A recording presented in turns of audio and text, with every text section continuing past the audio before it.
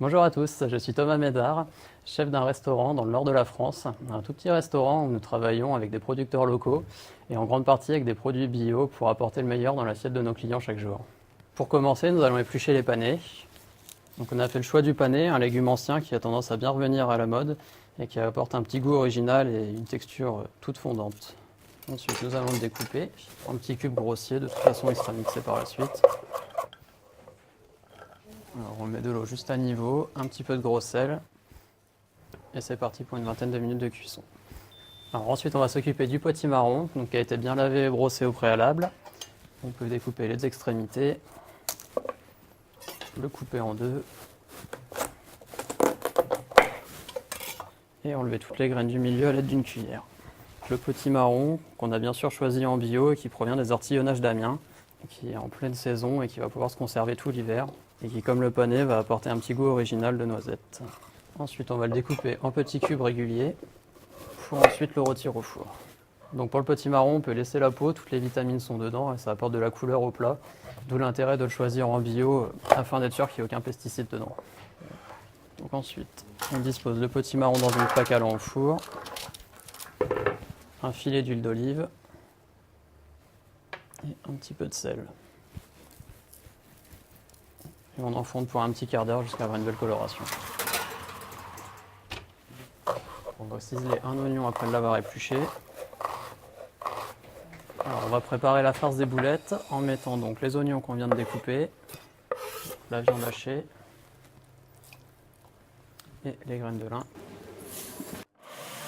Et voilà les graines de lin mixées pour la texture des boulettes. Donc pour la viande, on a choisi de la viande au brac. On a la chance d'avoir un petit producteur juste à côté de chez nous qui travaille en bio avec cette race à viande, qui est particulièrement savoureuse.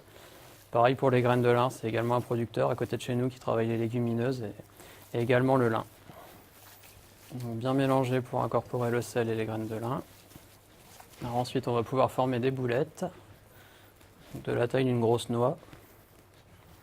Et ensuite, on enfourne les boulettes pour une dizaine de minutes.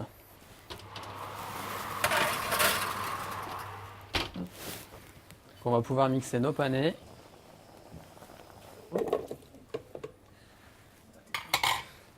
On rajoute un petit peu de bouillon de volaille.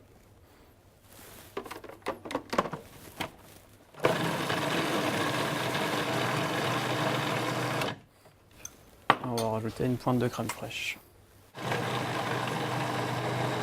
Et on réserve pour le dressage ensuite. Donc on va pouvoir s'occuper de la sauce en mettant notre bouillon de poulet dans la casserole. On va délayer la maïzena dans un petit peu d'eau pour pouvoir épaissir notre sauce.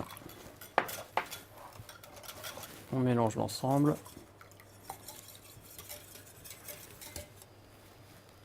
Et on va porter à ébullition avec une branche de thym. Donc la sauce a bien épaissi, on va pouvoir passer au dressage. Alors, on va commencer par dresser la crème de panais qu'on va disposer au fond de son assiette. Aujourd'hui, on a choisi une assiette creuse pour dresser, mais chez nous, on dresse tout dans des bocaux qui sont maintenus au chaud pendant le service pour que les gens puissent manger aussi bien chaud sur place qu'à emporter.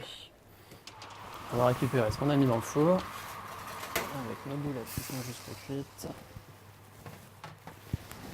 et nos petits marrons. Ensuite, on va disposer nos boulettes de bœuf.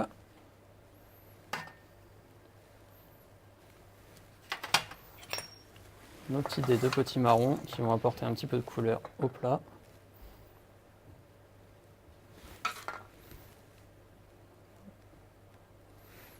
Et on va finir par napper d'un filet de sauce. Et voilà nos boulettes de bœuf, donc 100% bio avec leurs petits légumes d'automne pour réchauffer vos soirées d'hiver.